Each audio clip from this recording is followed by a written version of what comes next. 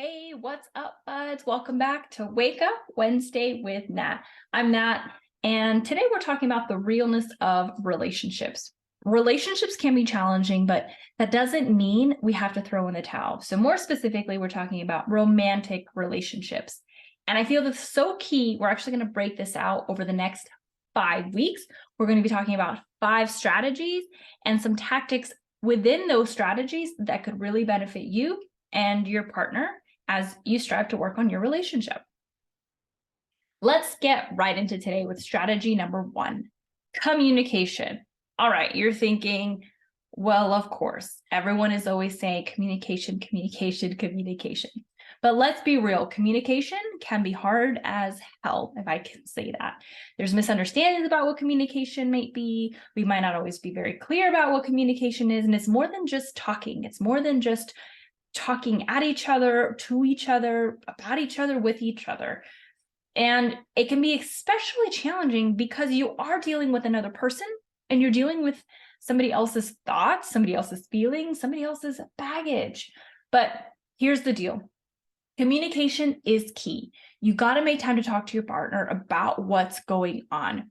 No mind reading BS here, no magic tricks, no assumptions, no, well, he should have known or she should have known. It's really about communication. So with that, let's talk about 3 tactics around this big concept of communication, and hopefully you find these useful. Tactic number 1 is going to be active listening. Active listening is used in coaching settings, it's used at work, professional meetings, it's used in therapy sessions. It is key in communication, but it's also very, very challenging because a lot of times we're just listening to respond. So active listening is going to be the most important. It's being willing to sit there and truly listen to your partner, even if you don't agree with them, but hear them out. And if you're struggling to understand where they're coming from, it's about asking questions. So don't come at it from a place of judgment, but from a place of curiosity. If you're anything like me and you're sitting there thinking, like, what are they talking about? Why do they think that? Try to reframe it from, I wonder where they got that idea. I wonder why they see it that way. And even if you're not saying those things at first to your partner, try to frame it that way as you're listening to them. It helps you to keep an open mind versus just jumping on, well, that's wrong. I don't see it that way. That doesn't make sense. But it keeps us with an open mind. So active listening is going to be the first one. If you find it challenging, like I did for a really long time, to sit there without wanting to interject or give my opinion right away, start in your head listening to what they're saying. Focus, use some of those other techniques that we've learned. Focus on them, maybe their mouth, what they're wearing, and bring yourself into that moment. And when you hear something come up that you may disagree with, reframe it instead to say, I wonder where that came from. I wonder why they think that. It'll be a game changer in the next steps of your conversation. So be curious, don't make assumptions. Tactic number 2 is going to be honest. Yes, honesty is the best policy, even as a grown-up, maybe especially as a grown-up. Don't sugarcoat things. If you're really wanting to work on communication, work on your relationship, you have to start. A lot of people struggle with this. A lot of people think of it as conflict, or they're not secure enough in themselves to really voice what makes them uncomfortable and what they're not okay with. So it's going to be about being honest. Don't sugarcoat anything. Don't try to hide your true feelings, but be open and honest about what's going on for you. It might feel very uncomfortable, but it's going to be necessary for growth and connection with your partner. People don't like to talk about things like sex. They don't like to talk about things like money, future plans. Sometimes we don't even talk about our kids and how we might not be on the same page about certain things. If we don't talk about that, no one's going to talk about it for us. We should be having these intimate conversations with our partner. And guess what? Those key areas that I just mentioned are some of the leading factors that cause relationships to end divorce, or just to continually be perpetuated in a relationship that you find unfulfilling, but that you're too scared to end. So be honest about your feelings. Be honest. Use I feel statements. I feel or I think when you're interacting with your partner versus putting the blame on them. It's okay for you to have your feelings and be uncomfortable with something, be not okay with something. The problem is that what we end up doing is saying, well, you this, and you should have known, and you make me feel. It's not that. It's I feel X when Y and Z happen. And you start to have a conversation, because very rarely, if you're getting into arguments, for example, I'm not talking about healthy arguments, but if you're having like the same fight over and over and over again, and you think it's about like the dirty dishes in the sink, 90% of the time, it's not about the dirty dishes in the sink. There's something else going on for you. There's something else going on for him or her. So start having those open and honest conversations about what comes up and how you feel, not how they're making you feel. No one can make you feel anything. All right.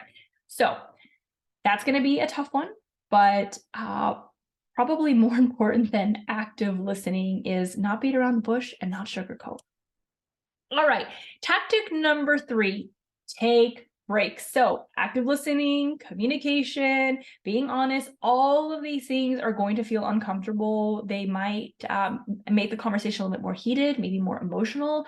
It's okay to take a break and come back to the conversation when you're both ready. Now, I'm not saying to take a break and not address it for a week. Ideally, you want to try to finish that conversation probably within the same day, hopefully within the same hour or a couple of hours. So something I recommend is maybe coming up with a fun, safe word. If you can't just say, you could just say, I need a break. Like, okay, we're getting really heated. I'm not communicating my best. I just need a minute. Go outside, get a snack, get a drink of something, walk around for a minute, take a breather, just disconnect from the person, from the room, from that energy. And just moving your body into another state is going to work wonders when the conversation starts to get a little bit heated, which is totally fine if it does, but we just want to make sure that we're still in control of our emotions and we're not getting so emotional that we're no longer able to be rational. So something I like to say is come up with a fun, safe word where it might make you even laugh for a minute.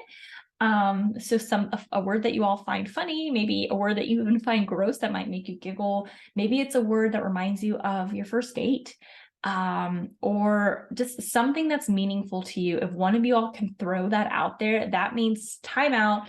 I need a minute. I love you so very much, but in this moment, I just need a second. It's going to work wonders so that when you come back, you're more cool, calm, and collected and able to continue the difficult conversation you might be having. All right.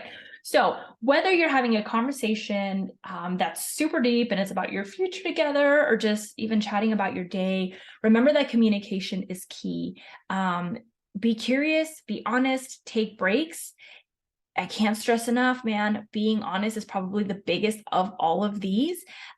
If you live your life and, hey, how was your day? Hey, it was great. I had a couple of meetings at work and that's it. And y'all's conversation are superficial at best. Like I just don't understand that. I don't understand that, especially if you're married and you're in a long-term committed relationship. Your conversation should be a little bit more in-depth than that. When I started doing that with my husband, it was a huge game changer. But don't think that's something as how was your day, or just chatting about what's going on tomorrow is like menial and insignificant. It really is important in getting that conversation with each other, just the reconnection alone. So be curious, be honest, take breaks.